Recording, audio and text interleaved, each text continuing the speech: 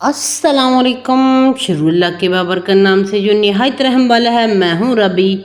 आप देख रहे हैं रबी फूड सीक्रेट्स। खुश रहें, आबाद रहें, अल्लाह ताला आपकी रिज़्क़ में, आपके माल में इज़ाफ़ा फरमाए, अल्लाह ताला आपके खानों में जायका दे। आज हम बनाने लगे हैं बहुत ही मज़े की दही फुल्की की रेसिपी।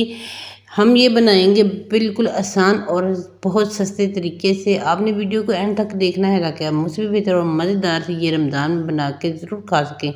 शुरू करते हैं बिस्मिल्लाहिर्रहमानिर्रहीम। इसके लिए मैंने दही ले लिया है आधा किलो और इसको अच्छे से फेंट दिया है। ये दही घर का जमा हुआ है, आप बाज़ार से भी ले सकते हैं। हल्का सा इसमें पानी डाल दें और इसके बाद इसमें मैंने ये थोड़ा गाढ़ा दही था इसलिए मैंने पानी इसमें डाल दिया हुआ है। इसमें चाट मसाला डालेंगे 2 चम्मच, 2 से 1.5 डाल सकते हैं जितना आपको ये खट्टा पसंद हो, मज़ेदार सा चटपटा सा। हरी चटनी डालेंगे इसमें 1 चम्मच, ये मैंने घर पे बनाई है। साथ में इसमें डालेंगे नमक हस्बे ज़रूरत, जितना आपको ज़रूरत है। इसमें और कुछ भी नहीं जाएगा, इतने से मसाले जाएंगे। ये देखें, इसको अच्छे से आपने मिक्स कर देना है। चाट मसाले में मिर्च भी मौजूद होती है और हरी चटनी में भी डाली होती है हमने हरी मिर्च, तो इसलिए लाल मिर्च डालने की ज़रूरत नहीं होती। तो इसको अच्छे से मिक्स कर देंगे और इसको बड़े बॉल में हम डालेंगे सारी कटी हुई चीज़ें, जिसमें सबसे पहले आलू जाएंगे। एक शेप में आपने कटिंग करने हैं। इसको डायमंड कटिंग में इसको कटिंग किया है मैंने। ये 2 आलू लिए हैं और दही के लिए फुल्कियों के लिए मैंने ये बाज़ारी फुल्कियाँ इस्तेमाल कर रही हूँ। पहले मैंने घर पे जो खुद बनाई थी उसकी भी रेसिपी आपको दी है। तो ये मैंने बाज़ार वाली ली है, इनको भिगो के रख दिया था, पर इसका पानी निकाल के को डाल के इसमें ये ढेर सारी डाली हैं क्योंकि मुझे फुल्कियाँ बहुत ज़्यादा पसंद हैं।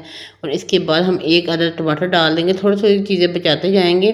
और इसमें डालेंगे प्याज, 1 ही प्याज मैंने डाल दी है। थोड़ा थोड़ा इसको मैं बचा के रख रही हूँ गार्निश के लिए, ताकि अच्छा लगे। इसके साथ जो हमने दही फेंट के रखा है, जिसमें हमने चाट मसाला और हरी चटनी डाली है, ये इसमें डाल देंगे। तो ये देखें, बहुत ज़बरदस्त सा बनता है। आप चाहे तो इसमें खीरे भी डाल सकते हैं, खीरे डालेंगे तो और ही ज़बरदस्त सा मज़ेदार सा ये बन के तैयार होगा। तो इसको देखें, अच्छे से मिक्स करेंगे। ये बहुत ही जल्दी बन जाता है, 5 मिनट में ये बन जाने वाली चीज़ है कि 5 मिनट में ये आप बना सकते हैं।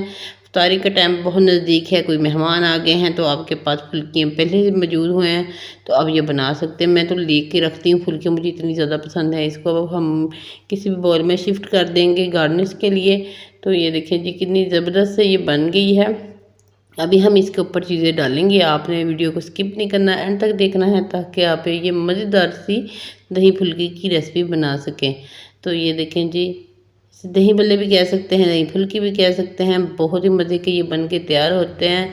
मेरा होता है कि ये रोज़ ही रमज़ान में बने, साथ में कुछ और भी बने तो ये भी ज़रूर बने। अगर रोज़ ना बने तो मैं एक से दूसरे दिन ये ज़रूर बनाती हूँ।